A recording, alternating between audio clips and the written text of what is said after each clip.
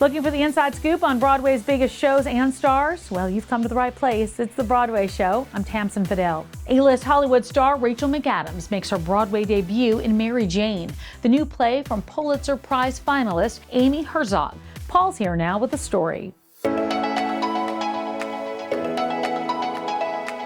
Well, welcome to the boards. Thank you.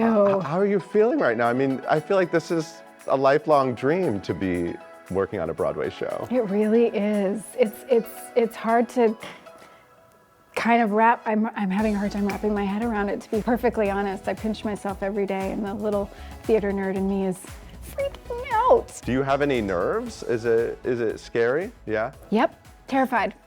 Absolutely terrified. You know, it's gotten better since we've gotten into the rehearsal space. We've gotten up on our feet, you know, I've gotten to ask a million questions, still have a million more, but I find I'm endlessly challenged by film and television still. Like, I'm not bored there.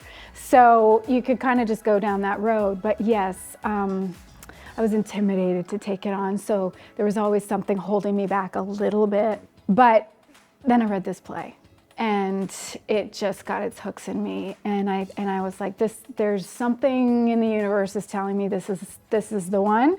Hopefully not the last one. I can feel it, you know, the nerves subsiding a little bit as we just, you know, find it.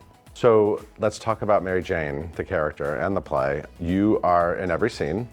Yeah. The structure of the play is you're interacting with different women from scene to scene.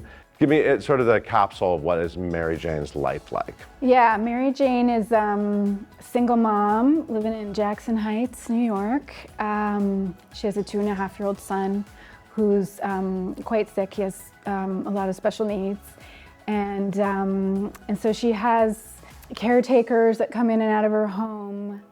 She's trying to hold down a job. She's got a real joie de vivre. She gets endless joy from her son. It's really the system that is most burdensome for her, but she does not really bemoan it. She's very sunny, and you know, she's a climber. A friend of mine said that to me, as saying, like, it's easier to dig than climb, and Mary Jane climbs.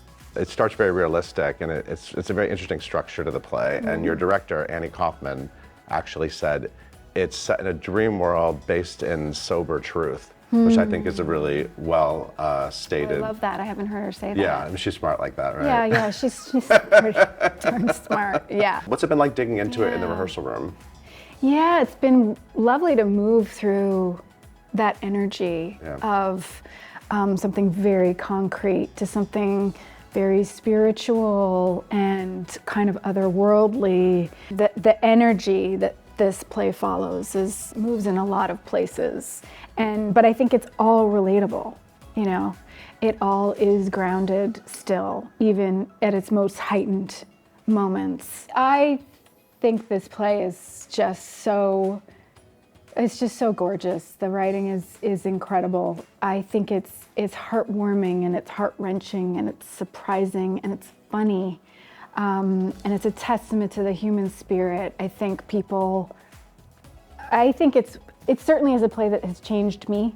I just think Amy's words are exceptional, and Annie's directing has already been so inspiring. And so, yeah, I think this is gonna shine a light on part of our world that we don't shine a light on enough. A community that there's so much fear around, and Amy's bringing it into a whole new light, and I think that's really important. Bottom line, and then I think the way she's doing it is like I said, surprising, human, relatable, and gorgeous. So yeah, I'm excited to get out there. I'd be remiss to not mention the fact that, you know, currently you timed your arrival to Broadway with the arrival of Noah and Allie and the Notebook musical. There are actors literally being rained on 8 times a week, trying to beautifully recreating the magic of what you did with Ryan Gosling in the rain that sparked so much romance around the planet. But isn't that crazy? Crazy, just crazy. Yeah. Yeah, a friend of mine, he said, my mom was like, we're going to see Rachel on Broadway, and she's gonna be singing and dancing. And he was like, I don't know if you are I don't think you have the right show. She was like, she's doing the Notebook, right? And I was like, no, she's not. She's not. I can't wait to see it. I think it's so exciting to see it take on a whole other life like this. It blows my mind, you know, and we didn't even know if anyone would see this movie when we were making it. Yeah. When we were drowning in the rain. They would pull there wasn't rain. They would pull the rain out of the lake, the bottom of the lake, and from fire hoses. And dump the it was rain a on you really with fire hose. powerful, like stinging rain, you know? But so hopefully it's a little bit gentler. Where does it go? Yeah, I can't wait to see it. We'll let them have the magic. Yes. What's different about taking on a play versus the many films you do at this point in your life? Yeah, it's very different from doing film or television. The workout my brain is going through to learn all these lines and then not just throw them, you know, Right. In film and television, you learn a page, you throw it away, Yeah. you never see it again until maybe a reshoot a year later. I love coming to work in my pajamas and staying in them. Film and television, you might show up in your pajamas, but you're not going to stay that way. So, you know, just kind of not thinking about hair and makeup and just really getting into the nitty gritty and the meat of it every day. I love the finessing, you know. I mean, sometimes in film and you know, like a year later after I wrap something, I'll wake up in the night thinking, that's how I should have played that scene, you know, and it feels like, you know, maybe there'll be moments of that here, but you just get so much time with the material and so much time to mess it up and then get back on track and then mess it up again. And so I'm looking forward to, we're just at the start, but that roller coaster. Yeah, and riding the audiences. Yes, yes, that sizzle of playing with an audience and talking to them and whatever they're gonna give back. And I've been told you can hear everything. You really do feel them so palpably. So I'm sort of terrified of that and also looking forward to it. What was Shakespeare camp like as a kid? You went to Shakespeare camp. That's pretty legit. What was that like? It was amazing. It was why I'm here. You know, I loved it so much. What did you do? I played a fairy in Midsummer Night's Dream. Nice.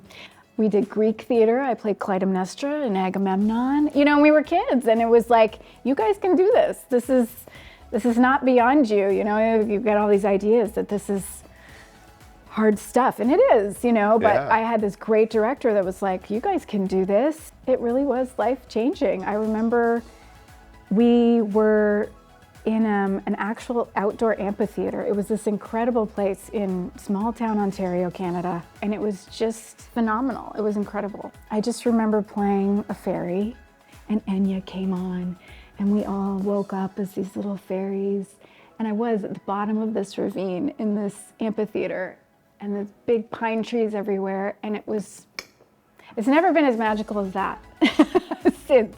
Pure magic. No, but that was really like, it was a magical beginning. When you were a kid up in Canada, you definitely seemed attracted to all of this. What do you think led you to it? What was the appeal of it?